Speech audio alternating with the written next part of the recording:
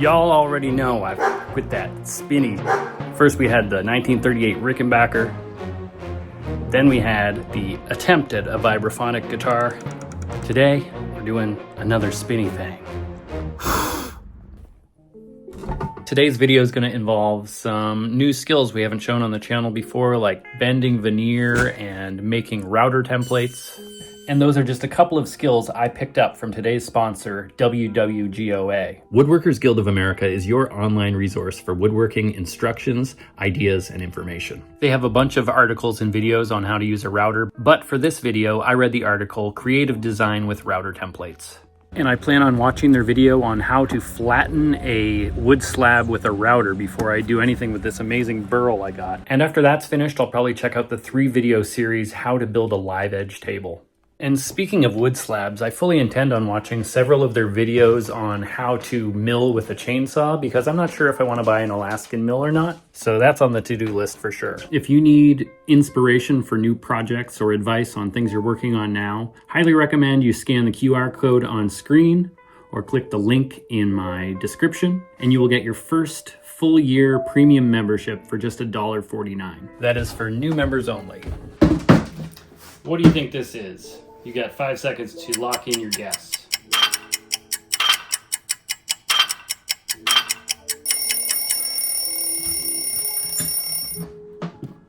Ooh. If you guessed a square dance record player, you were right. Well, well, well. How the turntables... Is it moldy? Is it musty? But most importantly, does it work? I picked this up about 10 years ago in Everett, Washington. And at the time, it mildly electrocuted me every time I plugged it in, and the speaker had no input. So I replaced the speaker with whatever this is. It's something kind of collectible, this giant rectangle magnet. Somebody will know. Maybe it says it somewhere. Nope. It's full of spider webs and mold. And I don't know if I corrected what was causing me to be electrified, but let's plug it in and find out. Okay, it spins. We've got a Varipole patented speed control, which is pretty amazing. So that's 78, this is 45, and this is 33. Working. Great. Needle and speaker and amp works. Most importantly, we've got a 1/4-inch mic in. So let's see what that sounds like.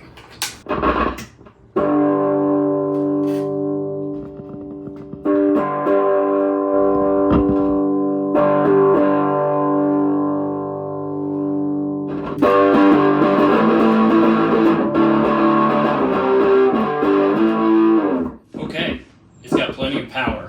And you can use it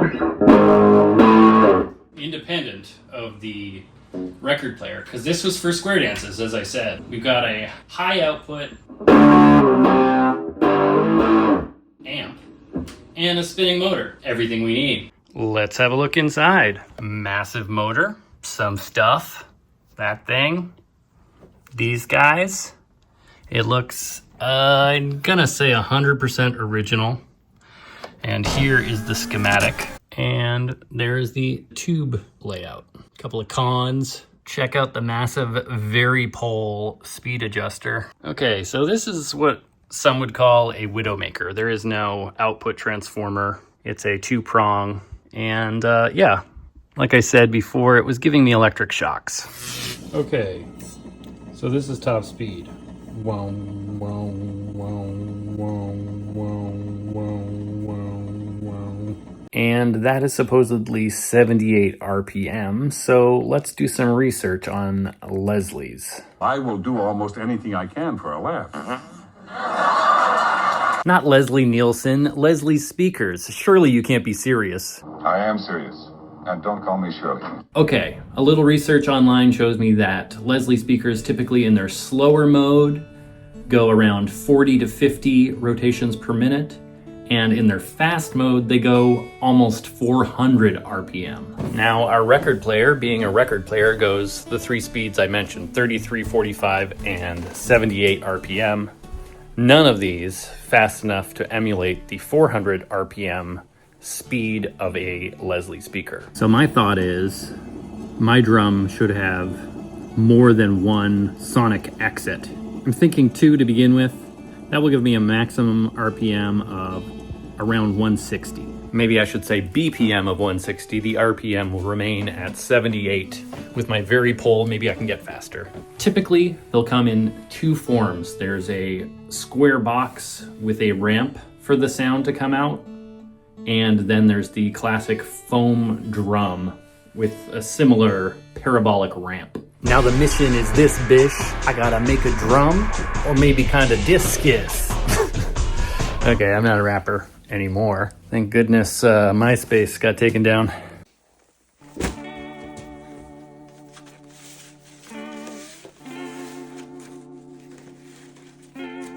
So the game plan here is to make a drum over this. I have to find out my clearance. It's not going to be that big because it's going to be inside of this cover. I'm going to have this closed.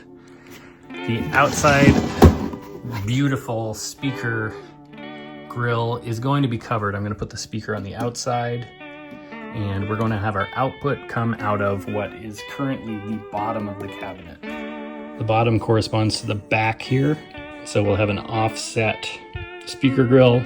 We'll make a dummy one so it's symmetrical because God loves symmetry. And that's it. Oh, that's not it. We also will need to enclose the speaker. So we're gonna have to cover it once it's on the outside facing downward.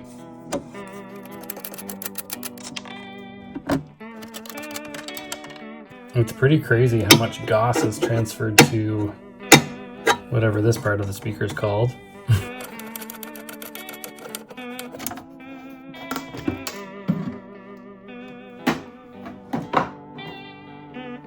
Okay, the speaker will be up here, and this is our bottom, so our future grill. This is the center line of the plate.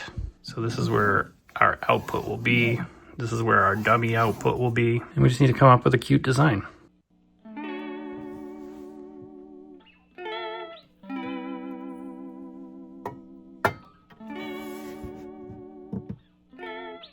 Here's some adorable little mouse nibbles. So what I'm going to do is cut out of this Jatoba a ring for the base plate of the drum, and the negative space left will be bolted to the top of the speaker to only allow sound through in this area. Though damaged, the center cut from my tenor harp resonator ring there, this piece of rosewood, is actually the exact correct diameter. I wonder if I can use it even though it's Brazoken.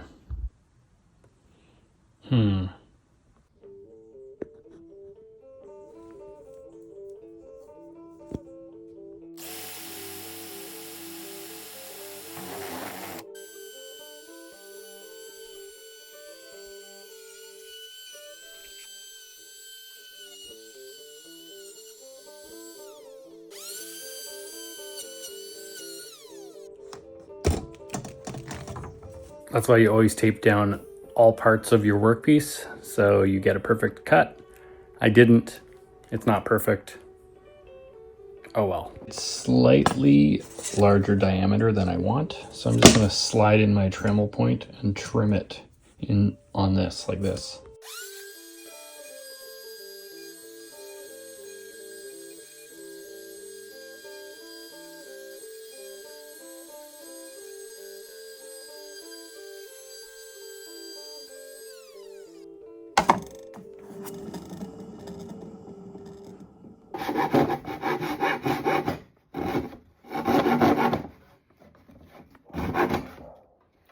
Always clamp your workpiece as well.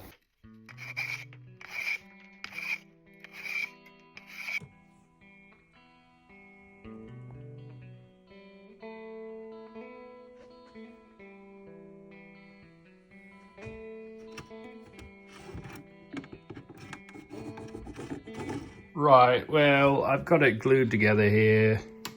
Not sure how it's gonna turn out.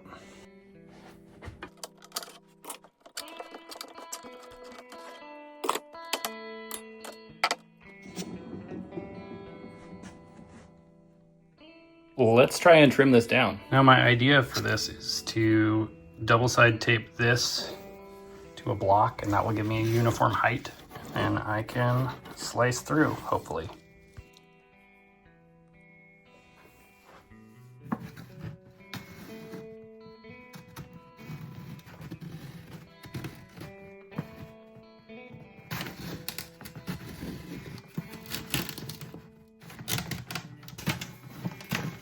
I left a little overhang so that it would also grasp onto the plate a little bit, add a little extra stability. Now I'm going to cut the top line, and then I'm going to have to do a little bit of creative structuring because the sides are not vertical.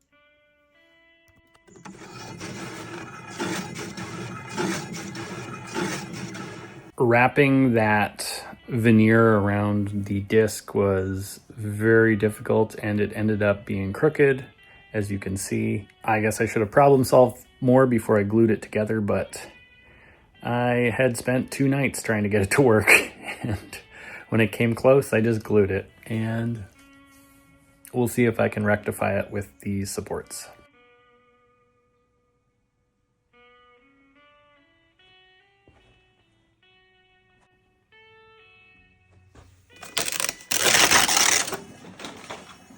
Well, at least I can use these for dovetail shims. Every single day we shim those dovetails. Woo! All right, let's do something easy. Get our minds off of this trash heap.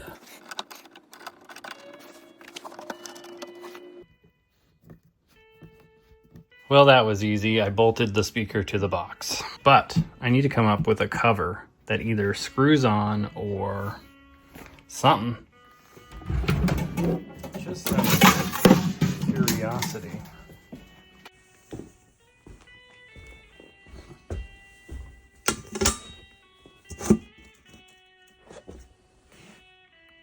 Wow. If that works, put some sound deadening in there, it actually looks kind of cool too. It's actually a tight fit. On top of that, there's the gauze from the magnet holding the stainless. I don't know. That looks sick. I hope it works.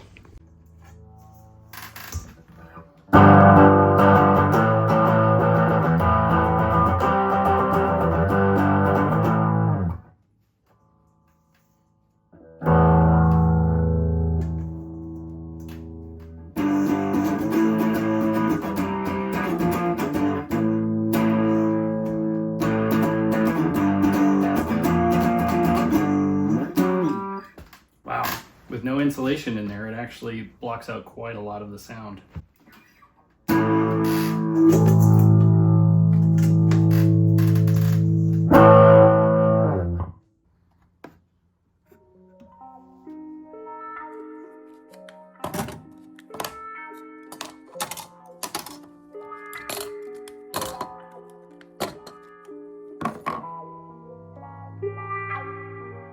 So I'm going to do a classic X brace, so I'm going to make a lap joint.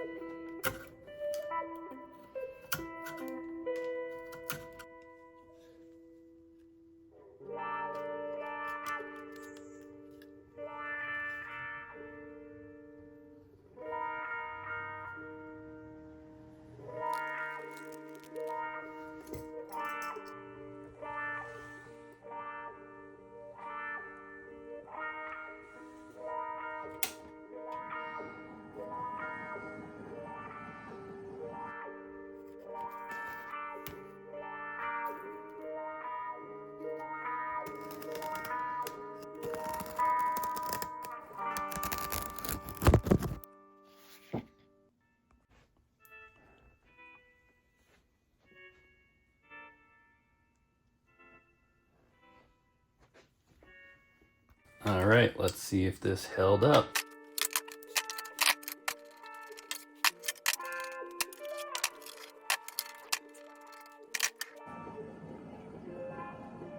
Well, well, well.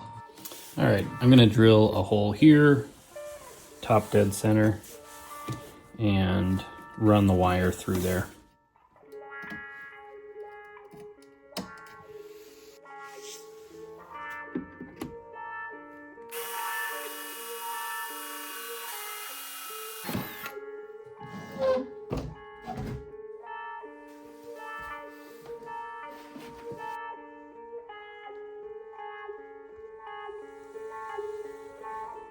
Now, because we don't want to screw up at this point, we're going to make a router template. All right, Buggy found some 1/4-inch plywood, and we're going to use that for our template.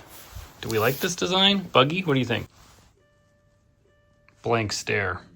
Considering just having the 5 and not leaving the last one on there, IDK.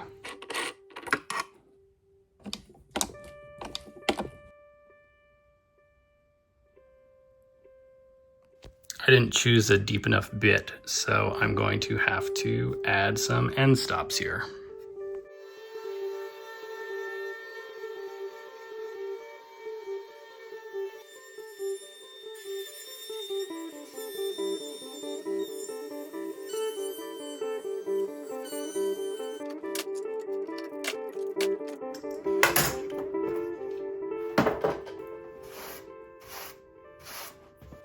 All right. And now you see the genius of why I put it offset. Now I can actually clamp this down over here and make it stable.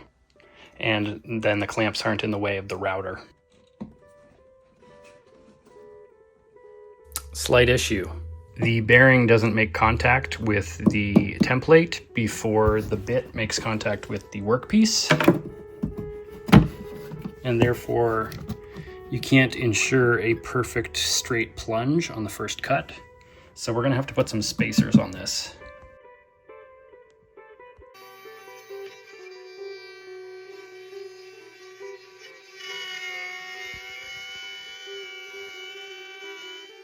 Okay, this is from 1952, so we're going to put on a mask and move outside.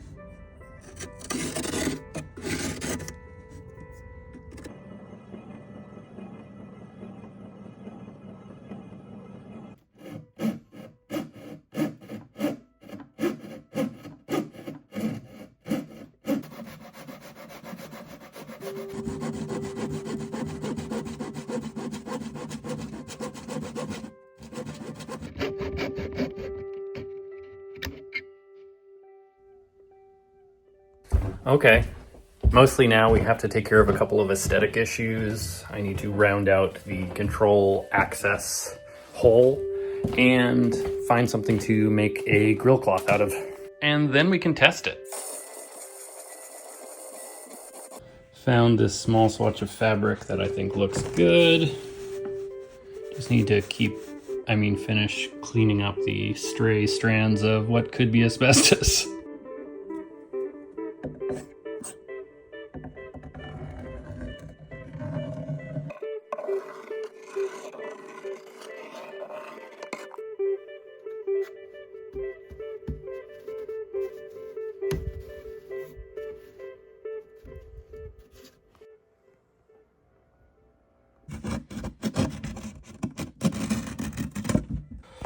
I also added a piece of wood here to block sound from the bottom because that's going to be here and that will pick up resonant sound from inside the chamber, and I want the most to be coming out of here.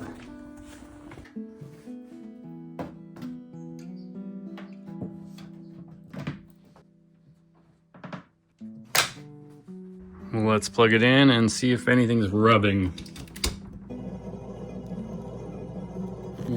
The speaker cord is very close.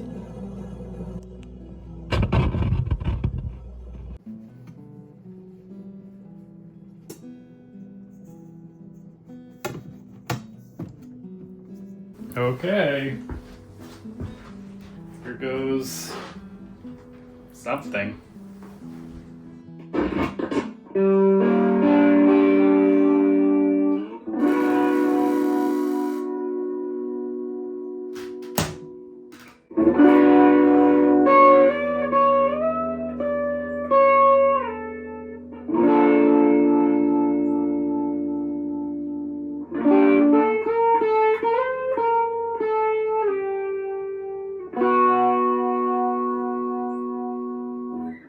start without the motor, and you can hear it playing.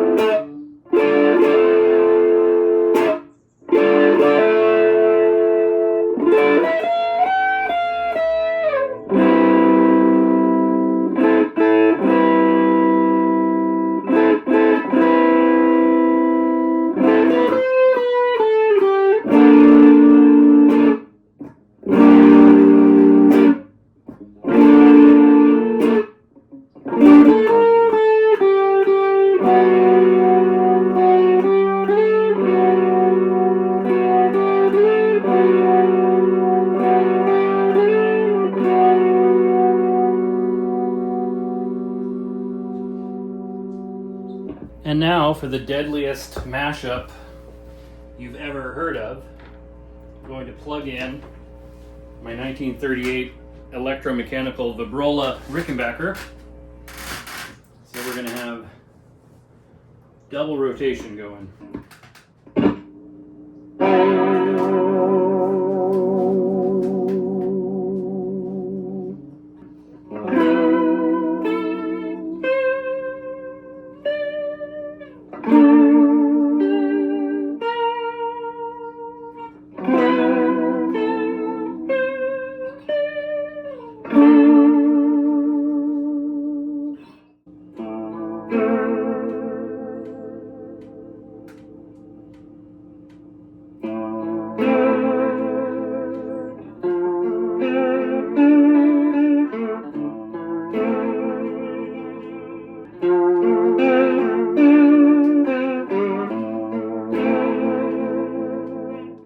Well, I'm pretty inspired by the tone, and I'm going to try and write a song and record it, but first I need to clean up the shop.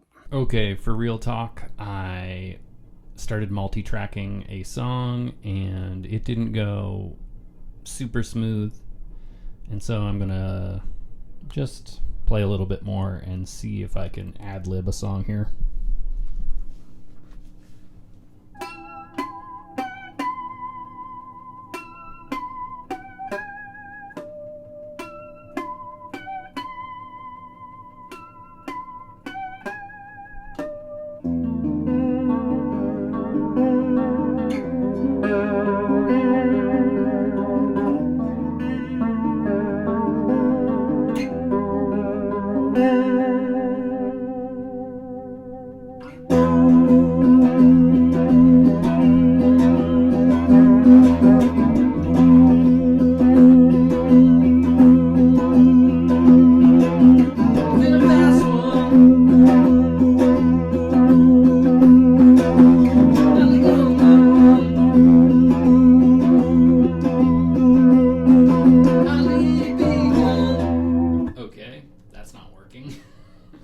Okay, it turns out I have way too much going on in my life right now to spend all day tracking a song that isn't going smoothly.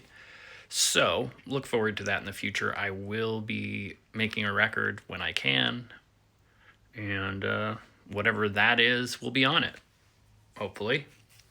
In the meantime, here's a little outro featuring a tribute to Elliott Smith, and I just want to thank you all for watching, and Buggy wants to thank you for watching, and thank you to Patreon patrons, thank you to YouTube channel members, and thank you to everyone who bought my album. That will be linked below. Look forward to the Halloween episode coming on Halloween of all times.